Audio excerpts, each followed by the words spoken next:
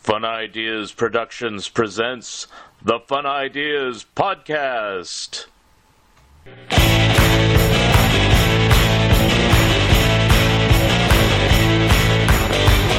We see the syphilitic shrinking obelisk,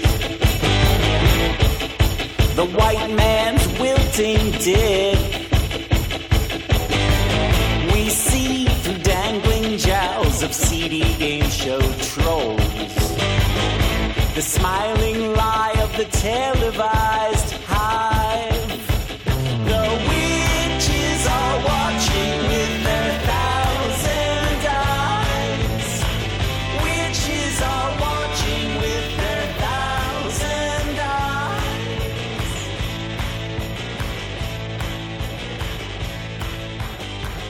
We smell rotten teeth that speak beyond belief. A stick inside their skull would... This is Mark Arnold, and welcome to Fun Ideas Podcast number 42. This episode is sponsored by the fine folks at Lee's Comics. Hi, I'm George Takei. You know me as Helmsman Sulu on Star Trek. When I'm not busy going Warp Factor 8, I like to beam down to Lee's Comics in Mountain View and spend a lazy afternoon reading comics classics from Marvel to DC, from Dark Horse to Fantagraphics, and everything in between. So please, spend some time here at Lee's Comics and spend your hard-earned cash.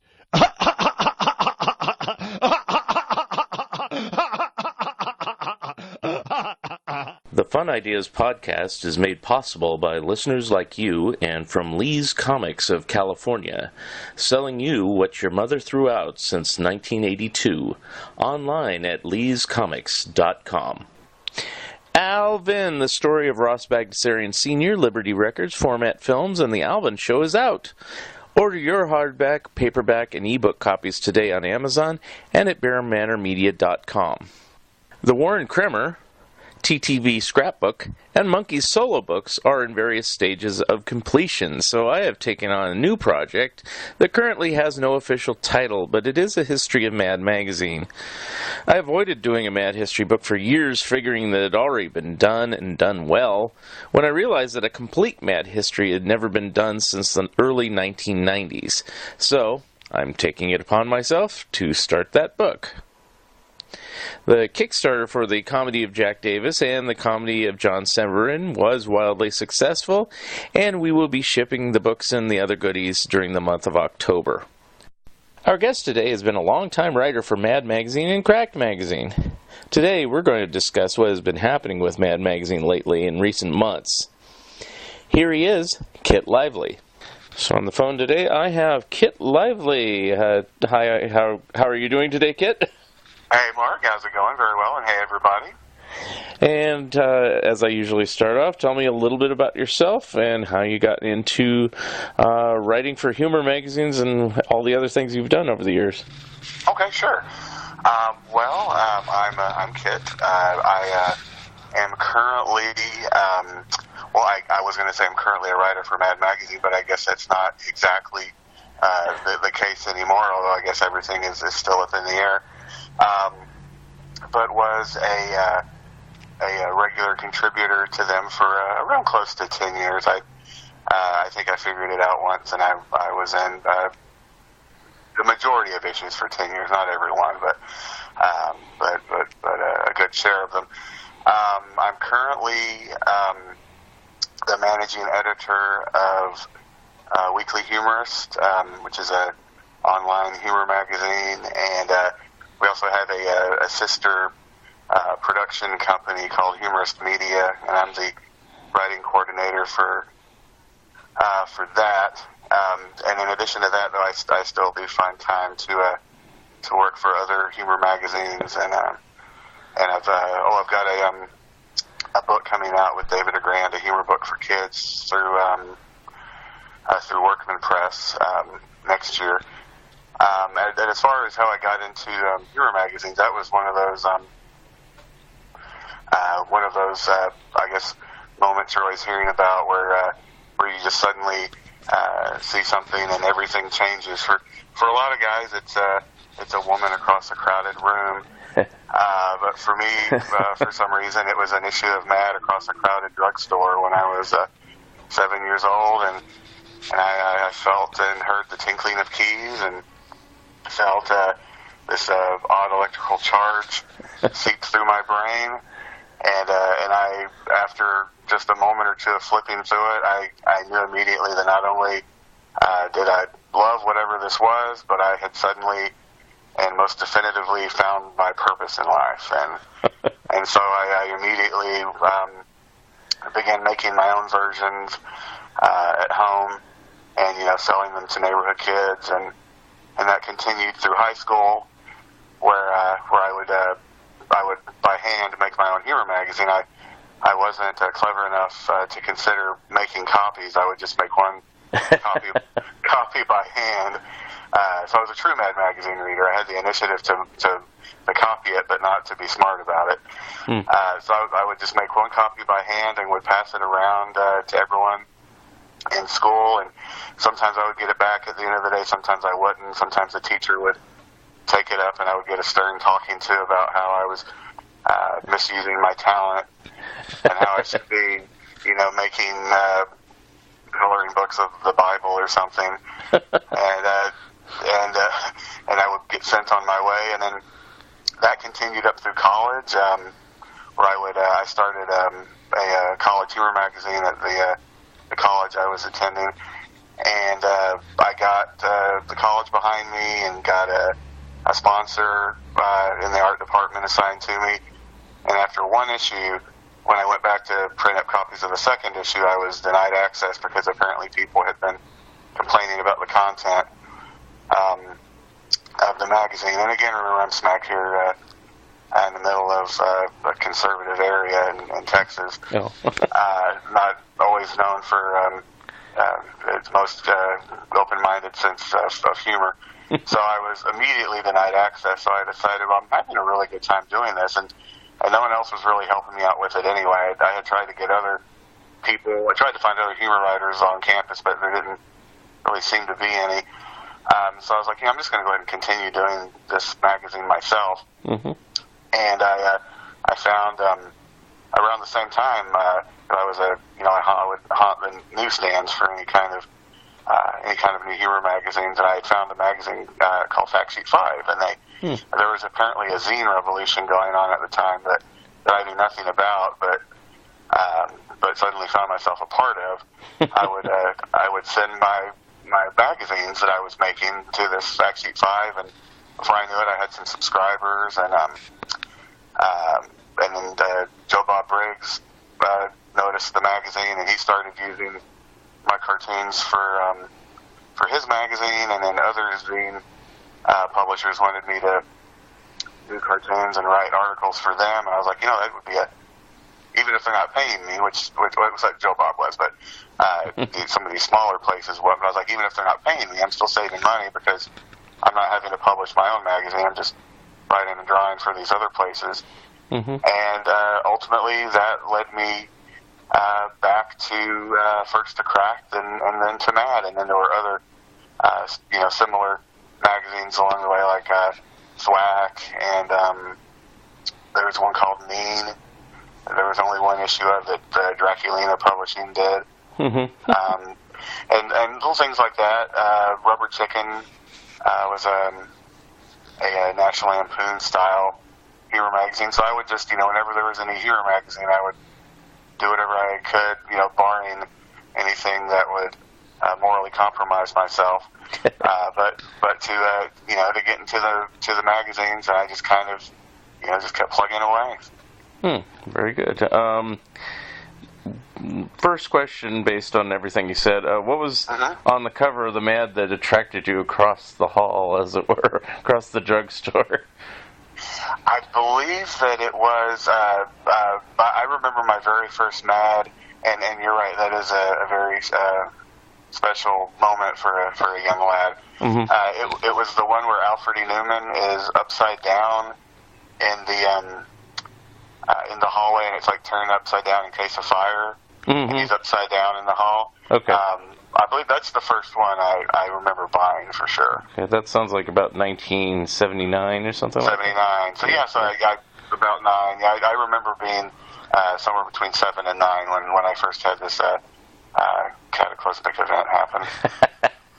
For me, it was a few years earlier. I guess I'm a few years older than you, but that's okay. It was my sister pointed out to me. I've told this story before, but the Super Special 14 with the Don Martin posters, and I was just totally intrigued by that any human being could draw like that.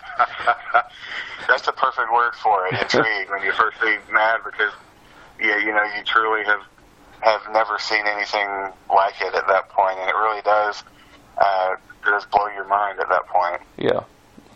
And I slowly started picking issues up, and then I was a regular reader by 75, so... Oh, sure, man. Yeah, and still am if they keep publishing the silly things. So, and that's my next question. So let's get that out of the way. What do you know now about it? I mean, granted, this will probably air in about September or October of this year, so things may change. But, how do you see Mad currently? I mean, the 9th issue just came out with Once Upon a Time in Hollywood, and then I think 10 is the last one on the newsstands, and then they said it's all reprint? Is that what you know? The last thing that I've heard is that 10 is going to be new material, but then I've most recently heard that they changed their mind again, and 11 is going to be the Mad 20, and so that'll be, of course, new material. I'm not sure if it's going to be Mad 20 stuff mixed in with reprints, or if it's going to be an entirely new issue, but I do know that it's going to have all new Mad 20 material, and then after that, from what I know, it's just going to be the reprints, but again, things kind of seem to be very malleable at this point. We were not told a lot. We were sent an email, and we were basically told, hey guys, that's it for Mad. Don't send us any more content for the magazine or for the Facebook or the website. We'll keep, hey, thanks for for all the fun years, and that was essential. I mean, that's a very much of a paraphrase, but it was kind of the facts without the details. We weren't really told why this was happening, although and that's of course why everyone began speculating. The country is too divided right now, or they were pissing everyone off with all the Trump material, which of course people immediately start going towards, which is ludicrous, but it is very funny. And then of course the thing about magazines just aren't doing that well, which is of course there's no point denying that in general, but Mad had been doing better and was actually not doing bad for a magazine. I heard someone speculating that, and again, this is speculation, but I do think it's one that I tend to agree with, that with AT&T recently kind of sucking up, Warner Brothers and DC and by proxy Mad, that for them, those numbers are not where they need to be based on other types of businesses. Like, they're used to, if a movie's not successful unless it makes $500 million. Right. Regardless of how much it took to make it. And I think that, magazines and publishing is, it's a different size business. But it can be a different size business and still, be a successful business. But I think that maybe it's just being looked at with a different pair of eyes than it needs to be looked at in order to maintain itself. Now, having said that, I would be, and this isn't me saying something because I know something, but I would be very surprised if at some point Mad magazine didn't get rebooted or something, because it's just at this point it's too big of a name brand. It's too iconic. It would be like getting rid of Superman, a few years ago, when people thought that they really had killed Superman, and they're never going to kill Superman. That's ridiculous, you know? Right. But killing him does create, you know, a new story and create some interest in the character, and people run out and want to buy the supposed last issue of Superman. So, you know, these are just thoughts that occur to me, and I think that eventually Mad will be back as a regularly published magazine in some form or fashion with new material. And again, that's just I don't know if that's me hoping, but I do feel like that it's too big to ever really go away. Right. And I agree with you on that. But do you think that there might have been, and of course this is totally speculation, but any missteps from moving to California from New York, getting Bill Morrison on as editor may have been a good thing or a bad thing, I don't know, or having, like, what I see is like too many editors. It used to seem that like there was Al Feldstein by himself, and then they got Meglin and Ficarra, and then now there's like 7 editors or something. It's like a little top heavy and not enough, you know, single point of view editorial and just getting the work done, you know, kind of on the cheap compared to in the past. Do you see anything like that, or no? Well, I mean, I definitely think that that it may have been a mistake to try to pull Mad out of its New York roots. Excuse me. I don't see why it was necessary. They were, you know, doing a great job. I mean, now clearly, apparently, the magazine did start selling more copies once it moved to Los Angeles. So I don't, you know, take that for what you will. I'm not sure if that was because of the, you know, the more of the focus on social media content was getting people in the stores. I'm not really sure what happened there, but I think the magazine in New York was still doing very well. Yeah. So there was probably no need to you know, for the upheaval.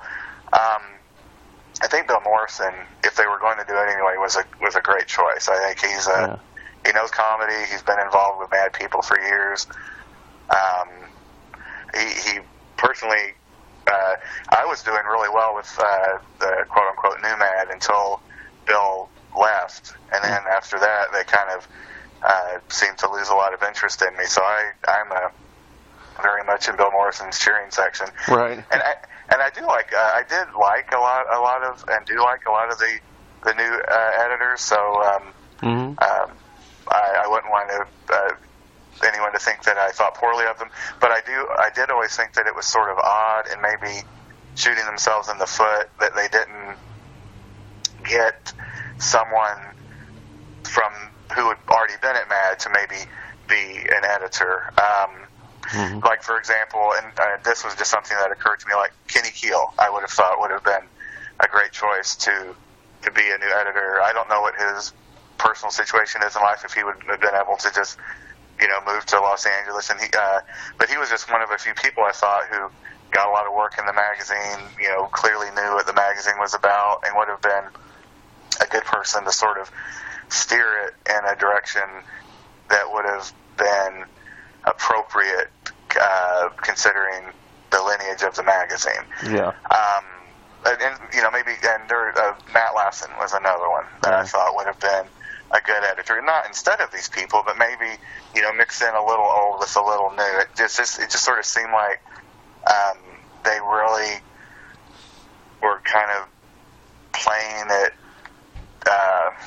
kind of dicily by just getting a whole new group of people who were not associated with Mad at all. And Mad is very much not just, they almost treated it like it was a new humor magazine, but also while at the same time leaning on what made Mad iconic, like the old, you know, a refurbished version of the old logo, and you know, really using you know, images, you know, from the magazine, like throughout, like on the contents pages and so on.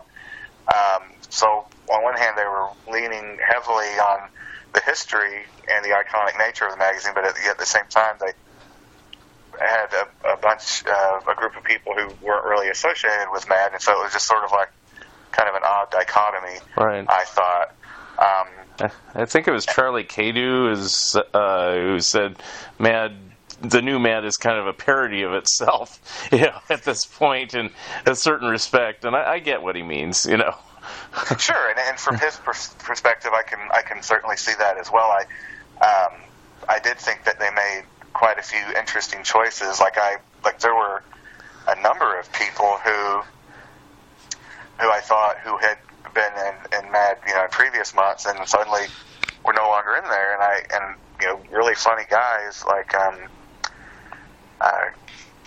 trying to think of some of the names. It's one of my pals from Cracked who works on the Howard Stern show, and I'm totally blanking on his name. But there were quite a few people who I thought were really funny who used to be at Mad. I just suddenly wasn't seeing them in the pages anymore. Right. But there were some really funny guys who I thought should have been in Mad more, and suddenly they were, like Johnny Sampson. I always thought his work was fantastic, and you would see him on the website, but I never saw his stuff in the magazine, and his stuff is just so great.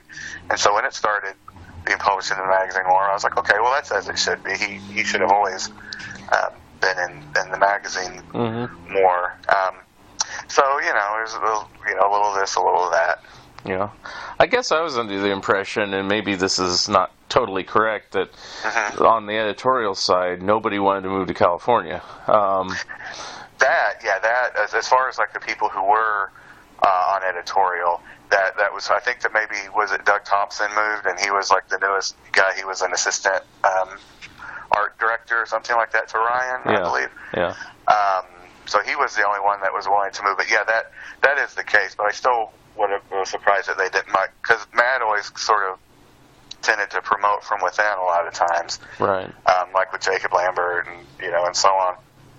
So I kind of thought, well, maybe they would go that route again and try to lure, some of the aforementioned guys who had been writing for years, maybe try to get them on staff. And that always seemed to me to be a good model. And that goes back to in addition to Mad, being like a huge Lampoon fan, and that was always seemed like that worked really well for them, that you had your freelance staff, but you also had your editorial staff, and the magazine was written by both. You had everyone who was an editor at National Lampoon, was also a writer or a cartoonist or something. Yeah. The other thing I was going to say, and I've said this to friends, that, I guess they're trying to rethink the whole thing, because saying either intentionally or accidentally that Mad is closing up shop was probably the best publicity Mad has had in about 30 years. So it really is, because you have all these people that are saying of course, it's the same line that we always hear. Oh, they're still publishing that. Yeah. I hear that all the time when I'm at shows and stuff. People are like, I used to read this. I'm like, well, that's great. Why don't you read it now? It's still funny. But again, I guess someone is out there buying it. Well, I've always bought it. I bought it for 45 years, and I was kind of like, this is the longest running affair I've ever had. And, it's ending. So an anniversary.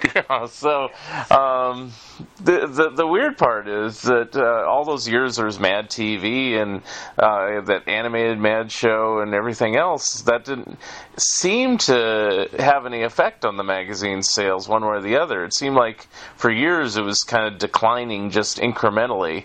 Isn't that odd? And I remember I was buying an issue of Mad years before I had written for it at the store, and the guy who I was buying it from, who was at the bookstore, was checking me out, was like, "Oh, this is it's a magazine too," and that's just sort of, I think that's sort of the attitude in general, is that people, knew about the TV show, but for whatever reason, they should have had maybe, I don't know, a commercial for the magazine.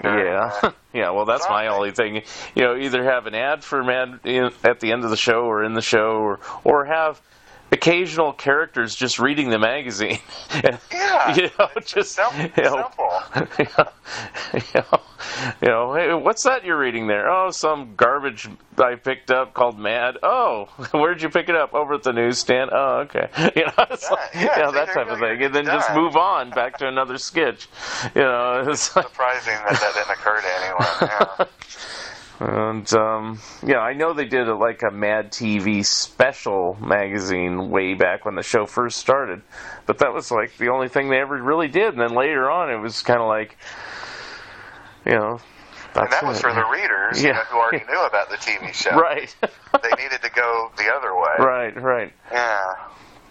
So, kind of jumping back to your career then, so your first, I had this question first. The magazines you were publishing, would they be, that ended up in Fact Sheet 5, would there be any that I would have known? Because I used to be in Fact Sheet 5 for my Harvey fanzine, Harveyville Fun Times, but also I used to check out other people's fanzines. So what were the ones that you were publishing at the time?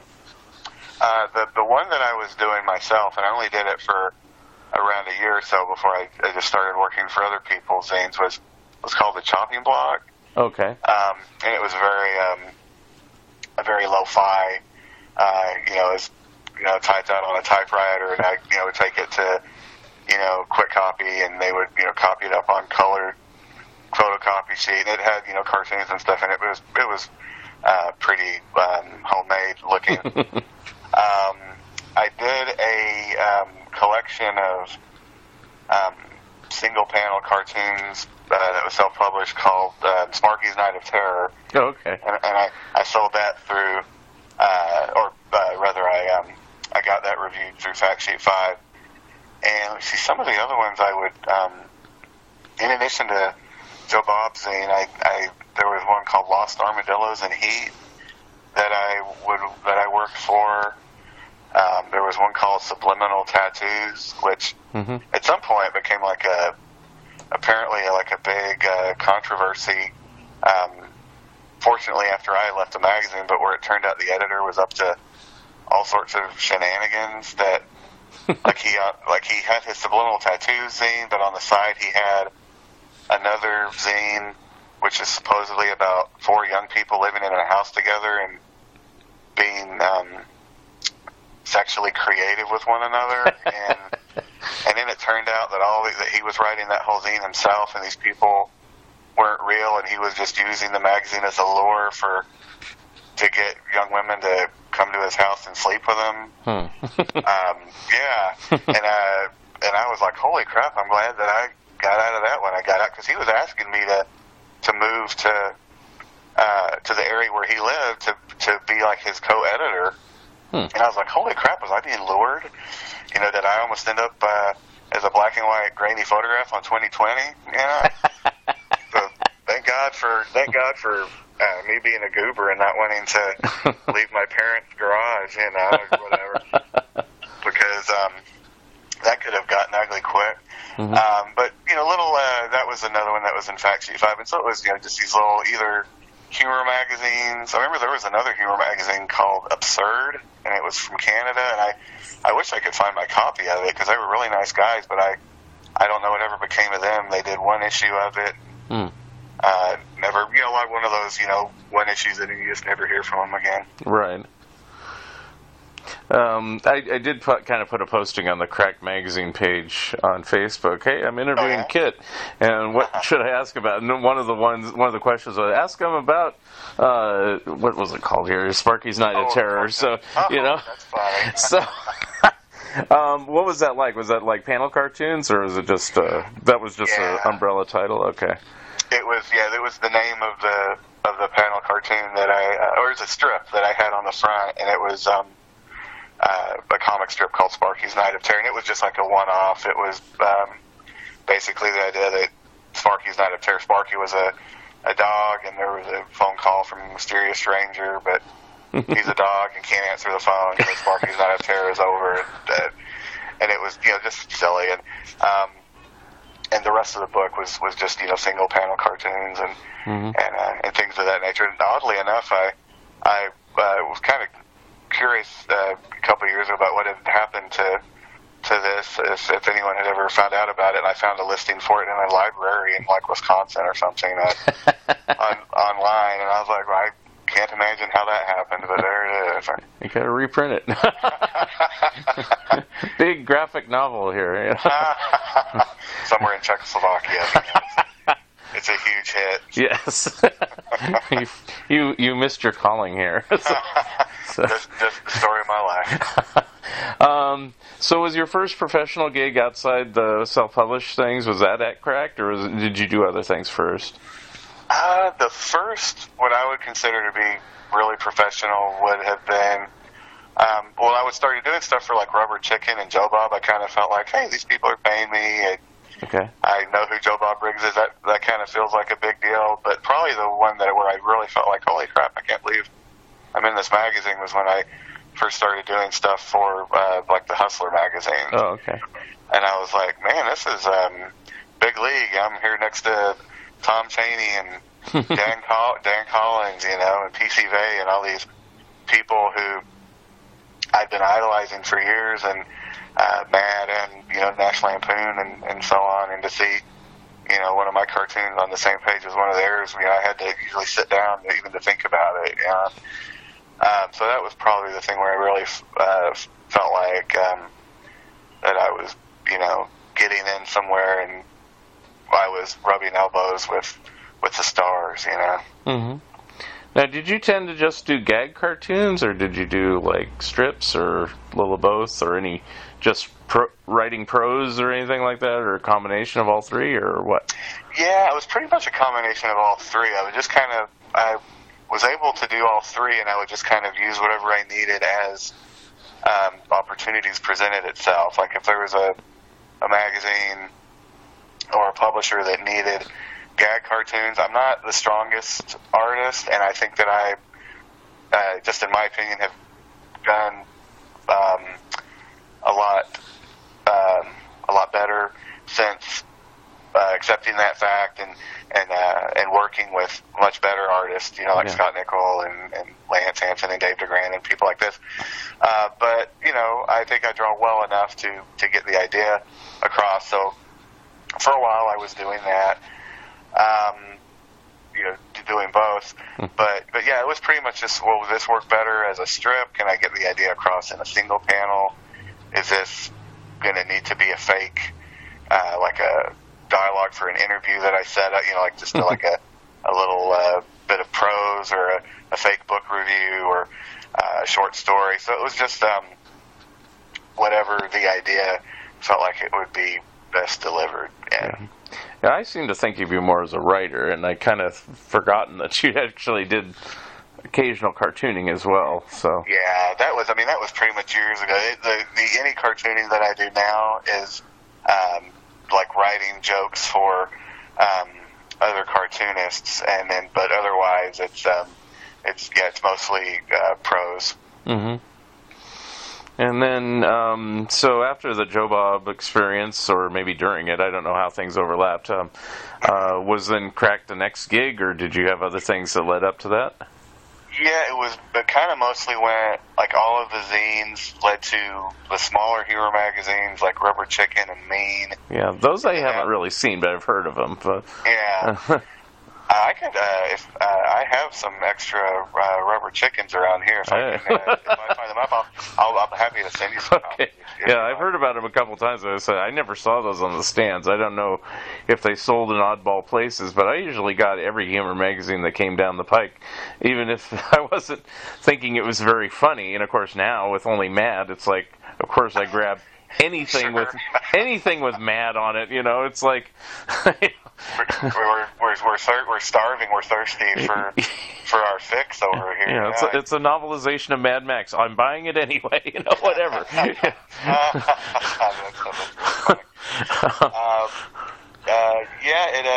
think after Hustler Humor and Hustler and the Hustler magazines, and Cracked was the next one, because I remember thinking, because I was buying it at the time. I pretty much never stopped buying Mad. I kind of stopped buying crack for a while. Yeah, I did that for myself, but then I got back. By the time you were writing for it, I was buying it regularly. But that's because all the other ones went by the wayside, Crazy and Sick and everything. Exactly. So. And I discovered, and I guess I was just like flipping through magazines at the newsstand, I discovered that crack was being put together by mostly Lampoon and Mad guys, or former Lampoon and Mad guys. And it was being edited by Andy Simmons and Lou Silverstone. And, of course, I knew Lou from Mad, and Andy I knew from National Lampoon. And I was like, well, I'm going to start buying this now because it's got like Ron Barrett and all these guys, PC Vey, all these guys that had been in Lampoon. Yeah. Did you just start buying it before you contributed? How'd that work? Yeah, because I was, this was when I was, first contributing to other magazines, and I looked, and I was mostly doing single panels, and I looked at Cracked, and I was like, hey, they're using single panels now, I think sporadically, but enough to give me encouragement, and so I sent them like a batch of a dozen or so single panels, and they got back to me with a rejection, but they had written on there, these are not quite for us, but we like the way you think, so keep sending stuff. Oh, okay. So I sat back and looked at a lot of my stuff, and I thought, okay, what are they doing more of? Like they just have maybe a single panel cartoon in each issue. It's usually by a big shot like PC Vey. That's maybe not the best area to try to, get your feet wet in. Let's see what else they're doing, and they seem to love doing the full page, gags, gag strips. Like the Don O'Hare, and so on would draw, Bollinger, and so on. And so I reformatted half a dozen or so of my single panel gags into, 4 to 6 panel strip gags, and then sent in those. And then they, bought like 3 or 4 right off the bat, and then that was pretty much it. And I was just off and running at that point. And I think the first issue we're in, I looked it up in my own book, was number 319, if that helps anything. But it does. I do remember it had Jurassic Park on the cover. Yeah. And I assume it looked like you had material all the way through the end of the Silverstone Simmons era. Did you work for Dick Culpa too, or just did you end there? I did some, but that was we could probably have an entire podcast on that alone. But I'll try to just hit the highlights. But yeah, that was an interesting experience. I was first told by Todd Jackson. I actually had a pretty good relationship with most of the Crack guys, and I spent like a little bit of time in the office hanging out with them, and would go out to lunch with them, and I would talk on the phone with them quite often, and I would talk to Todd quite a bit more than anyone else, and in one of our talks, he kind of lowered the boom on me and told me what was happening. But he said we've been talking to this new guy, and he said I've been talking to him in particular, and he asked if we knew of anyone who might want to come on staff for whatever the new Cracked is, and I told him about you and really talked you up, and so he's going to give you a call. And I was like, man, that's awesome, dude. Thanks. So Dick Culpa gave me a call and said that asked me if I liked Crack, and I Cracked.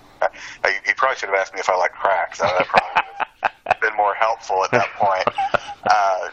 And I said, yes, I do. And he said, well, I don't. He said, I don't think it's very funny. Oh, jeez. And he said, but if any of it is funny, I think your stuff is the funniest of all the stuff in the magazine, so I definitely want to work with you. Cut to me never hearing from him again, and even after sending in material, just never hearing from it. All of a sudden, I would just start seeing Cracked appear on the newsstand with none of my material in it, and just never heard from him again on the phone, through the mail, through email, anything. And I was like, okay, well, I guess I've been, the one night stand. I've just been kicked to the curb. Yeah.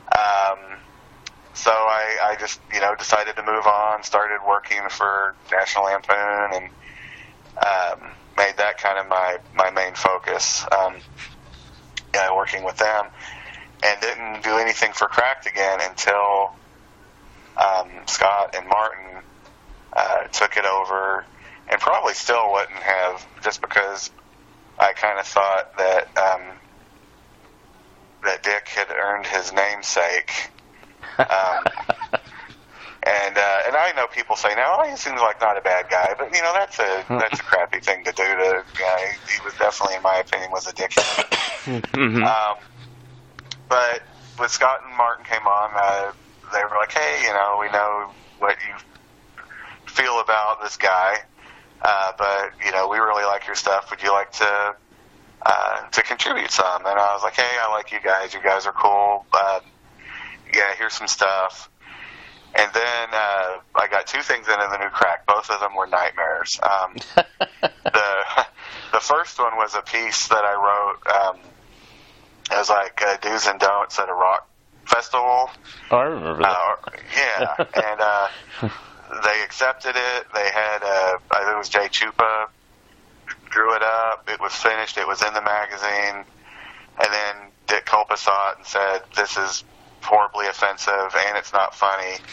We're not putting it in my Cracked magazine. So that was that. It was pulled out at the last minute. I think Martin eventually used it in a thwack trade paperback. Okay, that's probably where I've seen it, because I remember that story, and that was another question I was going to ask. Did you also contribute to his thwack or jokester or any of the other things? I did, yeah. Okay, I did contribute to both of those. Yeah.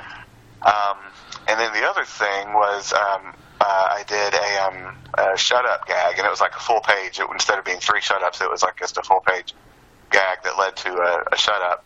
and Martin drew it. And for some reason, and Martin showed, just as an aside, Martin showed me the original art later, and it did say, written by Kent Lively, drawn by Martin Gilad. And then when it got in the magazine, for some reason, Dick had changed it to written and drawn by Martin Gilad. And no one knows why he did this. I have some friends who were doing stuff for Cracked at the same time, and he would take their art and just draw his own art over it.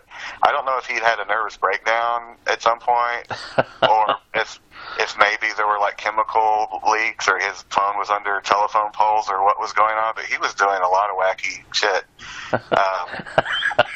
at this time.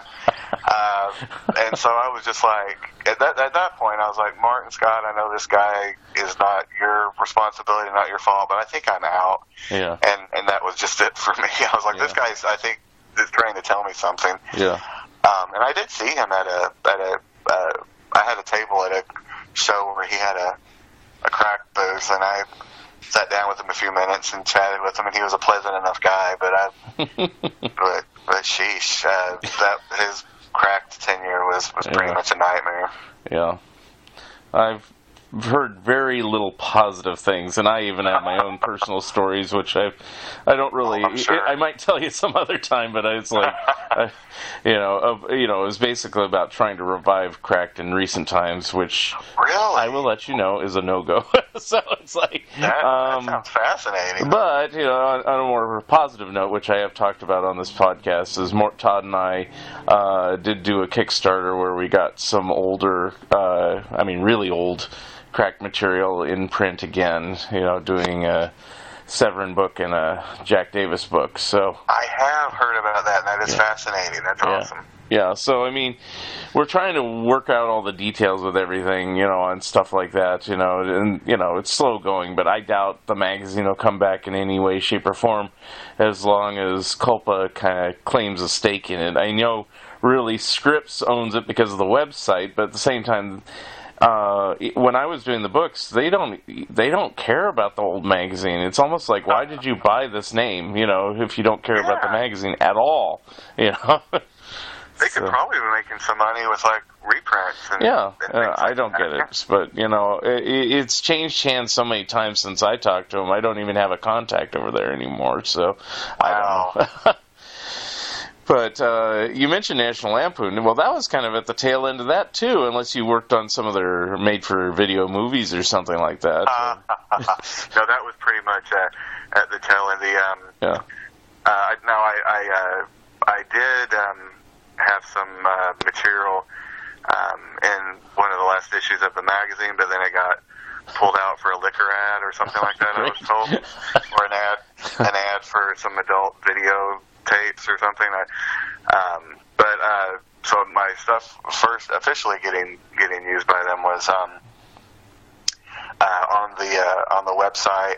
Oh, and then there were a couple of books that I had cartoons printed in, and then most recently when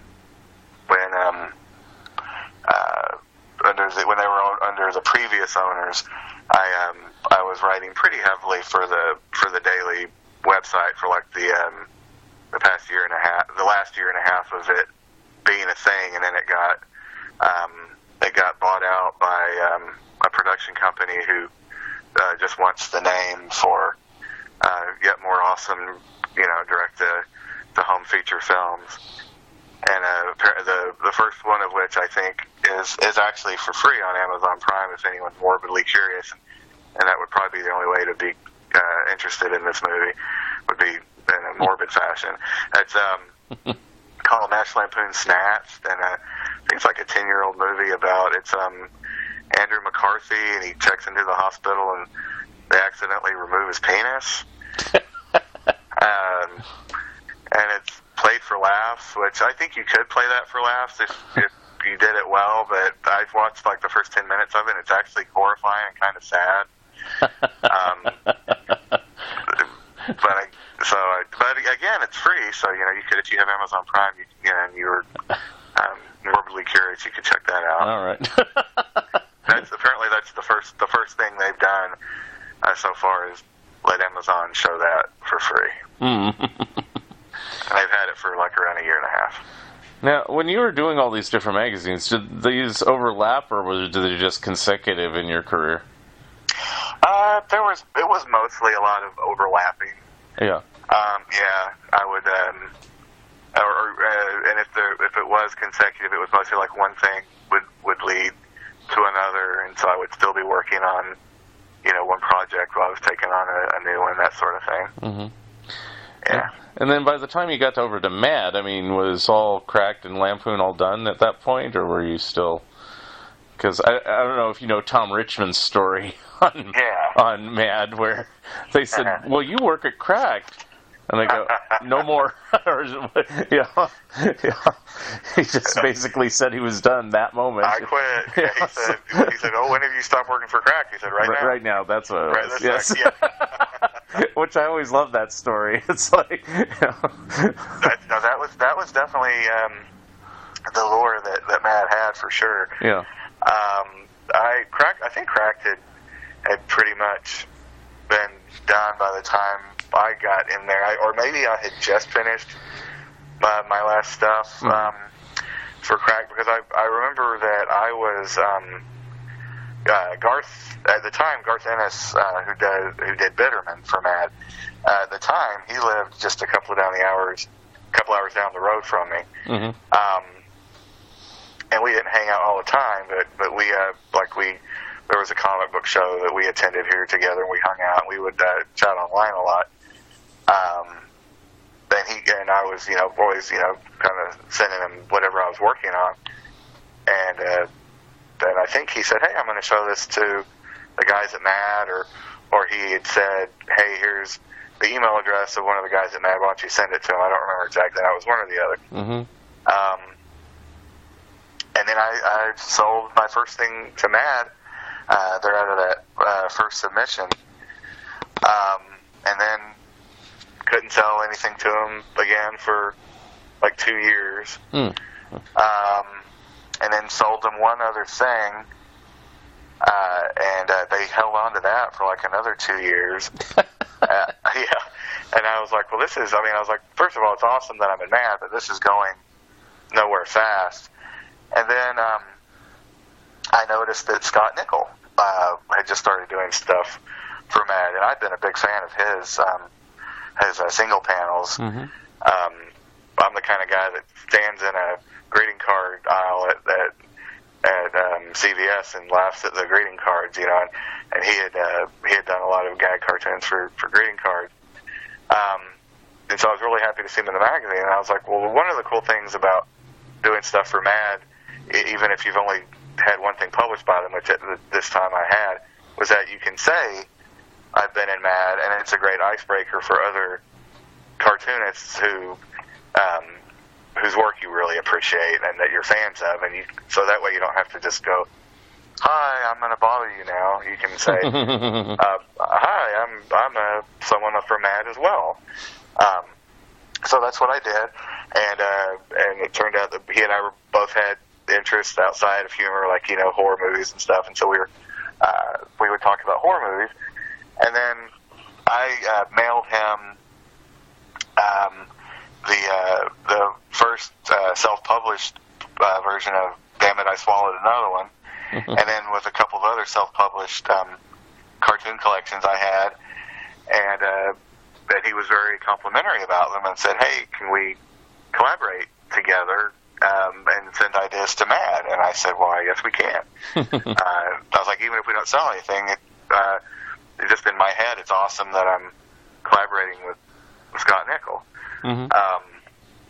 But we did very well together, and then we're fortunate enough to sell them on an idea for a comic strip that they wanted to use somewhat regularly, and that just kind of worked. And then the more Mad liked Scott and I together, it seems like that led to them liking me by myself as well, so that I could sell them other ideas and ideas that they could assign to other artists. And so it was just turned out to be a great match.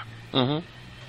Now, contributing to Mad and Cracked and everything, everybody probably has the dream to do it, but not necessarily the ability to do it. But if someone was, like yourself as a writer, predominantly was contributing something to Mad, assuming it's continuing, how does one go about it? I mean, is there a format or anything, or are they just looking for funny? And they don't really care how it's really formatted. You mean like as far as getting ideas over to them? Yeah. I mean, do you sketch yours out, or do you just type it out on a sheet of paper? Or what's your general way of doing it? It just depends. Like for stuff that, like when Scott and I were doing Jeff, or when we were doing single panels, I would always send the idea to Scott first, and he would sketch them up, and then we would send those to Mad with the idea pretty much fully fleshed out, but still in sketch form. And then they would make any suggestions or changes that they had, and then Scott would do a finish, and that would be that. But as far as like other things, like with the comics that turned into like a full page by like Tom Bunker, Al Gaffey, or something like that, I would just send in a sketch of a full page gag, and just hope for the best. And if they liked it, they would assign it to whatever artist. And the same with like a list or just an idea for an article, with something that you assume at some point might have art added to it, but you're not sure what that would involve because you're just kind of focusing on the prose portion.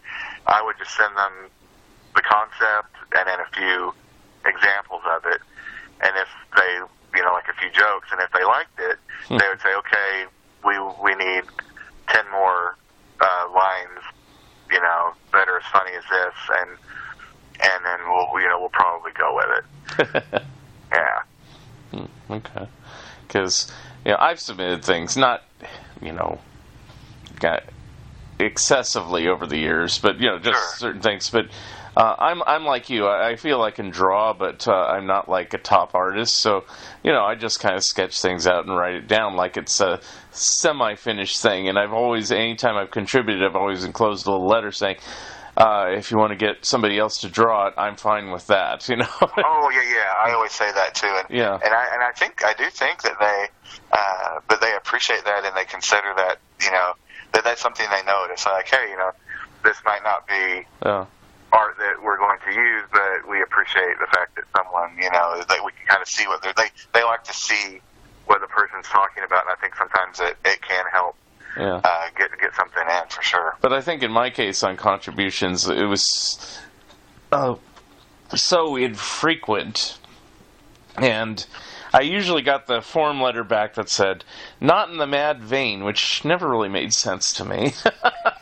I always wondered about that too, because I've heard that before, but what's interesting is I even though I never, because I got a few rejections like that too, and I always thought, well, why is it not in the mad vein? Yeah. But at the same time, there is definitely like a mad style of humor.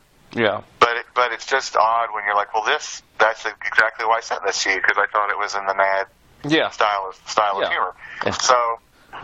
So exactly what that is, I think, can sometimes slightly vary from person to person. True. And then I always claim, even though Mad said otherwise, that I did get something published in Mad. No, that was you had that cover, right? Yes, and you know, I always have that claim that I did the Seinfeld cover where they had Alfred E. Newman saying "Hello, Newman," and that's awesome. I faxed it in, and after that they said we don't accept fax contributions, and that kind of ruffled my feathers for a while. You know, it's like I just more than being paid, I wanted to just have acknowledgement that hey, okay, you know, it's like like even if they said we're not going to pay you, but I'll put your name that you did, they wouldn't even do that, and I was like, geez, guys, come on, you know. So I was Mad kind of left a bad taste in my mouth for a while. I'm kind of over it now, sort of. Wow, so it's only been 25 years. Yeah. Well, so what happened? So you didn't get credit for it? I didn't get credit for it. The cover came out. It was drawn by Mort Drucker, which I knew I wouldn't. You know, I sent it in with a sketch, and again, I'd say have somebody else draw it. And I even was kind of self-deprecating when I sent it in. I said, I know you already did a Seinfeld parody, but you know, I think this might make a good cover. And and it was a year later that it appeared on the cover. I had totally forgotten about it, but I remember I faxed it in at my job, and then I got a letter back from their legal team when I questioned. It didn't say a writer credit. It only said artist Mort Drucker. It didn't say a writer credit at all. And some lawyer person from Mad said, well, you know, it's like, you know, we get ideas all the time, you know, it's like, you know, come on, you know. Wow. You know. No, I hadn't heard that. Because it was drawn, my little drawing, the only difference between what I drew and what Drucker drew is I put Alfred in a postman's uniform, figuring, you know, it's like, well, Newman was a postman, and, you know. Sure. They just changed it, you know, big deal. But it was the same pose, same drawing, same. Wow, I had no idea. Yeah, and then shortly after I complained about it, Mad started putting, we don't accept faxed submissions, and it's like, you would do that. You know, it's like, I don't understand the point other than to say, well, you know, that's where the disconnect was. We accepted it by fax. So ever since, I've always sent in things by mail, but like I said, I get the rejection saying, oh, it's not in the Mad vein. And then when I was doing the cracked books, I got friendly with everybody, and I interviewed Sam Bibiano and everybody like that. Bibiano, sorry. And I said, does it help to know somebody on the Mad staff? Hint, hint, hint, to get published in Mad. And he actually told me, no, actually, it hurts. You know, it's, because, you know, I thought, well, you know, if I interviewed Sam, you know, it's like, you know, and foot in the door, sure. And other people, I interviewed Jaffe, and I interviewed Davis, and other people that had worked for Mad over the years for that book, and so I thought, well, you know. Strangely enough, and you may or may not know this, the one that turned me down, who actually did work at Cracked, was John Ficarra. Oh, to be interviewed, really? Yeah, and you know, it's like, come on, you know, it's like, you know, so I don't know the deal, you know, it's like he turned me down politely. He just said, no, I don't really have the time to interview or anything like that, and it's like, I think he didn't want to admit that he'd ever worked for Cracked. Well, that's interesting. I mean, I do know that there was kind of a feeling that you didn't want to mention it if you didn't have to. Yeah. Sort of thing. Yeah. You kind of figured that that maybe they knew or maybe they didn't, but there was probably no point in bringing it up, because I think that for whatever reason it was kind of a I don't know if it was considered a sore spot. I honestly don't know. Yeah, but it was one of those things where you were kind of told, probably no need to bring it up. And then when Morrison took over, I'm good friends with Bill Morrison, and so I said, hey, maybe I should contribute. And just because my life's a little more busy and hectic, I just never got around to it. And then it's about the time I was really seriously going to do it, put something together, he's no longer the editor. And I'm like, what? And I'm still not sure what happened there. There's kind of a cloud of mystery around. And I haven't asked him directly. I haven't really talked to him since that happened. I figured, if it was something that either he wasn't supposed to talk about or if he felt bad about it. But he seems to be in good spirits. I just haven't really talked to him since, But, one of these days I'll ask him. Maybe I'll get him on the podcast and say, all right, spill the beans here. What happened? What really happened? I was really sad to see him because, like I said, he was really buying a fair amount of me for the magazine and for the website. And also, I always heard back from him. Yeah. And again, no offense to anyone, but sometimes you didn't always hear back from people quickly, or if at all. Yeah. Most recently, and that was always kind of frustrating. Mm-hmm. And I thought, like you said, I thought the numbers did start to pick up after Morrison took over, but this is speculation on my part. Maybe it wasn't to the levels they expected it to jump back up, and it's like, well, you got to do more than just change an editor. It's like I said, I think the promotion, saying the Mad was being canceled was the best promotion you've done in 30 years over there. So, And also, you need to have realistic expectations of what a magazine is going to sell these days, but that doesn't mean that having magazines and books and stuff isn't, important to do. And no one wants to lose money on anything, but I don't think anyone was losing money. Right. And, and if they expected it to go back up to 1973, 1974 levels, it's like, well, it's not going to. No, that's not where we are now. If they would have had the internet back in 73, it wouldn't have been that way then as well. Yeah. So, I don't know. But I just hope it continues in some fashion. It just is frustrating. I would be really surprised if it didn't. But again, I was totally floored that they would even consider stopping publishing the magazine. To me, that seemed like so beyond the pale that when I heard that, I felt like there was a prank afoot, or something. Now, would you know anything about this? Like, when this happened, I like to buy Mad off the newsstand. I have no problem doing that. I just have been that way. But when they said it wasn't going to be carried anymore, I said, all right, I'll subscribe. So my subscription has started. But I also found out that Australian Mad still goes well, and I subscribe to that. I haven't got an issue from them yet, but...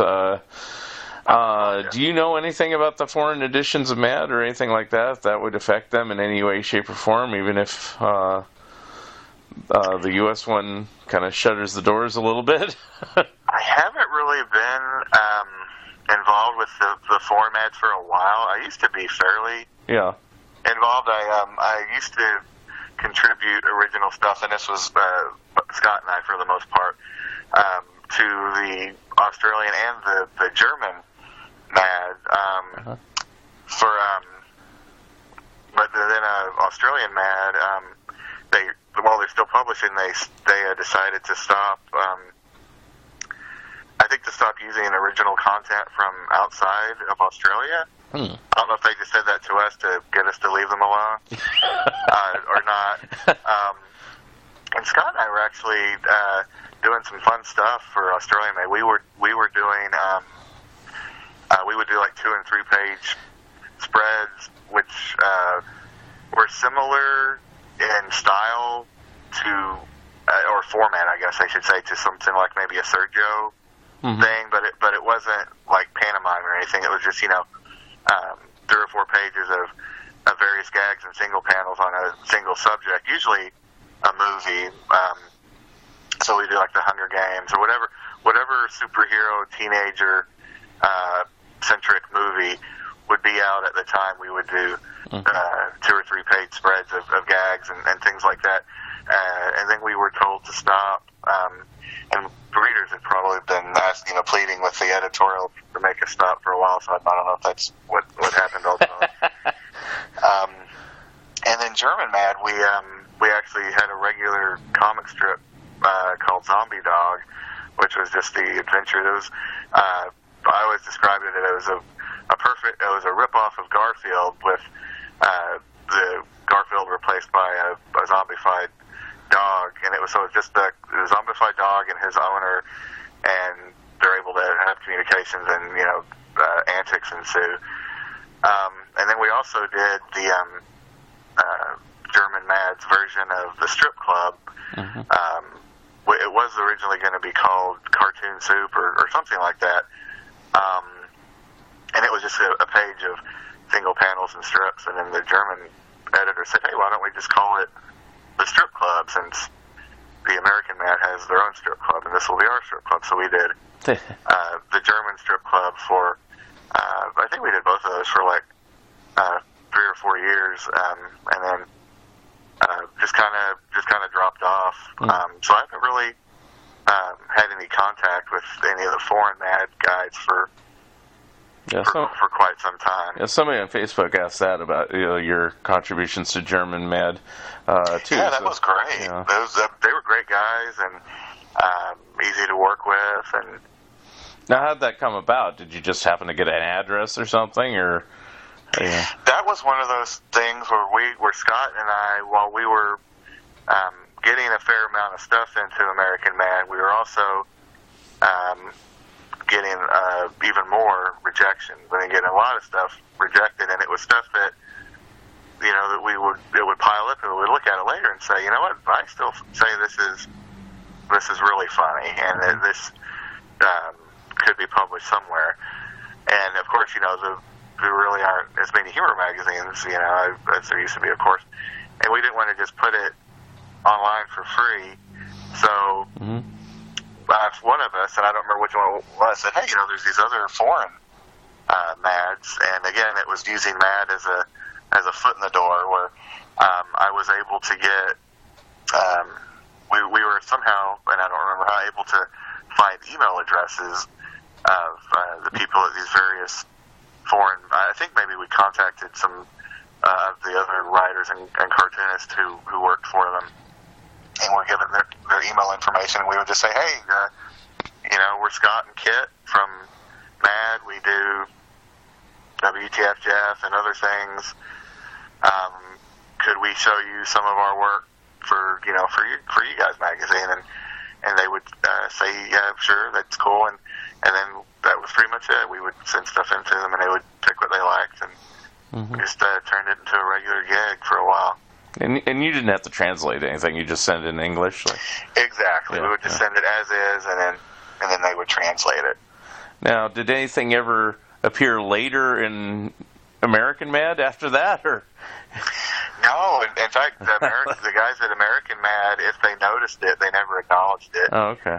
And we never told them that we were doing it, and I don't think that, I don't know that we were supposed to, but we were just like, if they ask, we'll say, yeah, we're doing this, but didn't really see the need to. Well, you weren't alone, because I've seen Sergio at various shows, and he used to draw various covers for German Mad that didn't make it in the U.S. Yeah, I have a couple of them I bought from him, and he signed. Cool. A lot of them, I don't know if you remember this on German Mad. I'm sure you've seen covers. It's like Bart Simpson was on the cover more often than Alfred. It's like the Simpsons were huge. And so there's covers that I think one of them that I remember well that Sergio drew was Bart Simpson's wedding or something, or and it was like a dream sequence cover, and it's like. I go, that never appeared here, It's like, so I bought it, and and that was the reason why he had copies, because it had material that didn't appear in the regular Mad, And I even asked him, it's like, do you think this will ever appear in the U.S. Mad? And he says, oh, probably not. It's like, but he didn't seem to care. It's like it's sold, and it's like, but if you're like a completist and want all of Sergio's Mad appearances, well, you have to go to get the German Mads. You just found a new quest, I guess. And I the thing that always tickled me about German Mad was how. Gosh, I remember some of the covers, and they were very realistically drawn. Were almost sexually explicit. Had naked breasts, and then inside the magazine there were actually cartoons of people having fairly accurate sexual intercourse. And I was always like, wow, it's so interesting. I don't know. This is I'm not saying something that we don't all realize anyway, but just the difference in attitudes toward certain things is so interesting, and it's so reflected, in a publication like that. Mm-hmm. And then you mentioned you did some for the Australia Mad. Did you have any regular character like a zombie dog down there, or just random articles? No, yeah, I would say that the closest thing we had to like a recurring feature would be that we were the guys who did the spoofs, not the movie spoofs, but the couple of page gags about whatever movie was popular out right now. And I'd always wanted to do something like that, so that was a lot of fun for me to come up with, half a dozen jokes about, the new Spider-Man movie or the new Iron Man movie or whatever. Scott draw them up. Mm-hmm. And this is Scott Nickel you're talking about, right? Because I think, right, yes. Okay, you mentioned Scott earlier, but I think you're referring to Scott Gosser for Cracked. Oh, as far as when he was the one of the ones. Who I just want to make sure, just for clarity, for anybody listening, to go Scott is the same guy. Oh, different, good point. Okay, good point. Because you mentioned Martin Gillard, but anyway, so just clarifying that. Sure. So at this point, well, actually, did you collaborate with any other people besides Scott Nickel on things, or did you just start turning in things for yourself? In addition to doing the stuff for myself, I did start doing stuff with David DeGrand. He and I did some single panels, and we actually did quite a few political cartoons for the Mad Facebook page, and I wrote, I think, an episode or two of his Patience Man comic strip. So we would do stuff for Mad together, and we also wrote several stories for SpongeBob comics together, and now we're working on the humor book for kids together. So he and I still work together quite a bit. That's cool. Okay. All right, and I guess you'll continue doing that, or popping up somewhere if Mad goes away. Hopefully it doesn't go completely away, but do you have any new projects underway in case the worst happens? And I had kind of already, when we heard what was going on with Mad, I had kind of already thought, well, if this is it, not for Mad in general, but just for me specifically, I was like, if this is it, I've had a good run, because I was not, they were just, like I said, over the past few months, they were just not getting back to me. As soon as Bill Morrison left, they pretty much stopped using my stuff on the Facebook page. They stopped getting back to me about stuff for the magazine. So I could never really get an answer. I even sent him a couple emails like, "Hey guys, are we cool? Is there something going on? Did I vomit at the company party and I forgot something?" But never heard anything back. So I was like, okay, well, I've had a good run. I'm going to see what else I can find what I can get up to. And then we had the announcement. So I'd already sort of started lining some stuff up. I really feel, in addition to the book that David and I are working on, I'm feeling pretty good about the Weekly Humorist stuff. We've been getting a good deal of publicity. We're ending up on a lot of those lists that here are the 5 humor websites you should be reading, that kind of thing, and getting some good word of mouth from that. And we've got a book line that we're releasing the first title next month, called From the Campaign Trail or Thereabouts. It's a novel about the campaign trail during Trump's first go at the election. It's a fictional comedy novel. And then we'll have a collection of the best of Weekly Humorist's first year, and we've got just a few books along those lines that are in various stages of development, and we're talking to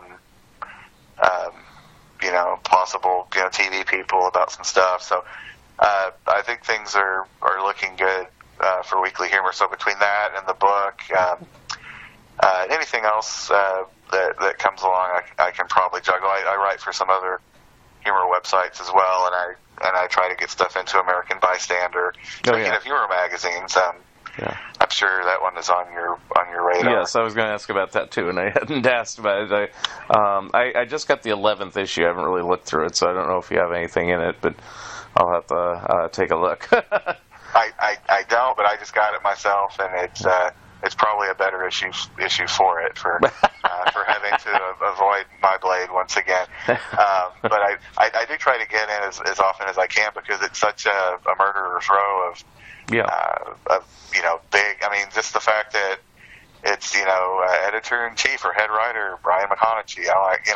Again, that's one of those things that I'm I can't believe I'm even in the same on the same planet as that guy. And I guess none of us really are on the same planet as him. I know he's novel, but so when I don't get into American Bystander, it's kind of like, well, I also wasn't on stage with the original cast of Saturday Night Live. Right. It's kind of hard to complain, if I've even managed to crack in there, once or twice. Mm-hmm. And personal appearances, anything now between now and the end of the year, 2019? Not that I know of. Okay. I'll admit that I've kind of pulled back from shows a little bit. I think it's because those Mad About Dallas shows that we did were so awesome that when they stopped doing those, I was kind of like, it's not going to be this, and I did do a couple of shows after them, and it was just me sitting there all day, and I was like, wow, I think that those Mad About Dallas shows ruined me, because it would be like Tom Richmond and Tom Bunk and David DeGrand and Peter Cooper and Scott and Lance and all of us sitting around all day just cracking jokes and yelling at each other from across the room and making each other laugh, and then going out that night and sitting around and people staring at us as we were laughing and making each other. It was just always like the best, most fun weekend, and I can't imagine a convention being more fun than that. But I will say that I really did like the NCS, the National Cartoonist Society, is starting to do a thing where when they have their yearly get-togethers, they usually set up some sort of signing for whatever city they happen to be in that year, because it moves around from city to city. And a few years ago, they had a signing in Portland, and that was a lot of fun, because I usually don't get to meet people that know my stuff from Mad, and there were people there, that had copies of Mad with WTF Jeff in it that they wanted signed and stuff, and I don't really get to see that a lot, so that was a lot of fun. All right. So anything like that, I'd be happy to do, but otherwise, I just kind of pulled back from it a little bit. My wife has started to get really irritated with them, and she was starting to refuse to go to them, and that means I'm sitting there at the table by myself, and I'm very bashful. Yeah. And she's not. She's an Italian redheaded woman, so so she just takes over everything within a a 10-foot circumference of her being.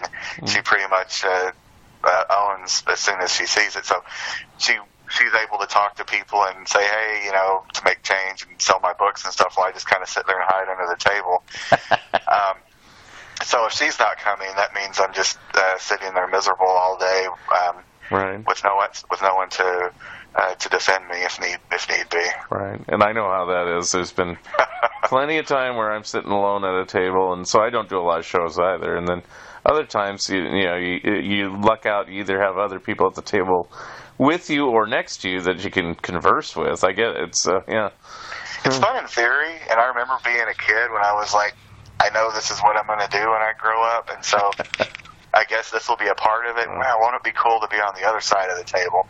Yeah. And it was for a while. Yeah. And then after a while, you're like, yeah, but a lot of times I'm sitting here for 8 hours, and maybe 3 people, come up to me, and 2 of those guys just wanted to talk about different Green Lanterns for an hour, which is I could probably talk about Green Lanterns for 10 minutes. I like Green Lantern just fine, but I can't manage 2.5 hours. Right. I just don't have the material. Well, that's our next podcast. It's all Green Is that right? That's a good one. Anyway, well, the only reason I was asking about personal appearance is I saw the picture of you sitting at a table on Facebook, and you have the display out, so I thought, oh, that's probably one thing you do. Well, yeah, you did in the past, apparently. So I was so thrilled that someone had bothered, because I didn't make that banner. Some guy that I was at the show had made that banner, and I couldn't believe it, and I was so thrilled that someone would go to that trouble, that I made a picture of me sitting in front of it. Because I just couldn't believe that anyone would care enough to do that. All right. Well, we're kind of wrapping up here, but the last question I have is just how do people get in contact with you, or want to buy things from you, or just say hi? What would be the website or anything? Yeah, and I love it when people want to chat about cartoons or humor or whatever. That's always cool. Because again, my wife is tired of talking about it, so I need to work it out some way. I would say, the old social media tropes. Feel free to hit me up on Facebook, and if not there, that'll have other links to other ways to get a hold of me, and also I do have a Kit Lively at Weekly Humorist.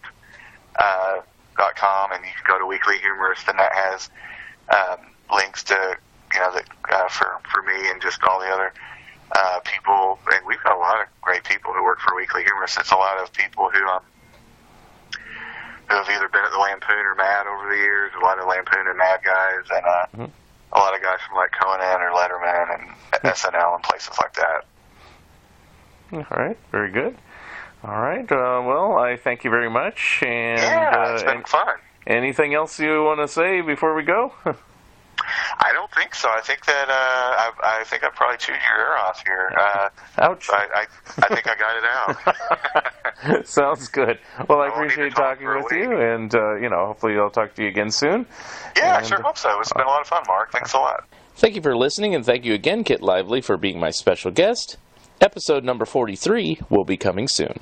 If you would like to comment and or be a guest on this podcast, please drop me a line at funideas.mark@gmail.com. Become a Patreon of Mark Arnold and Fun Ideas Productions. If everyone listening just contributed $1 a month, that would be a tremendous help in continuing the production of my books and this podcast. Also, subscribe to my YouTube channel. The opening and closing music for the Fun Ideas podcast is provided courtesy of Andrew the Slow Poisoner Goldfarb and is used with permission. This has been the Fun Ideas podcast. This is Mark Arnold speaking. This episode is copyright 2019 Fun Ideas Productions. Thank you very much and have a good night. Placed rhinestone kisses on those blind eyelids and drive with your velour chauffeur across the river Styx.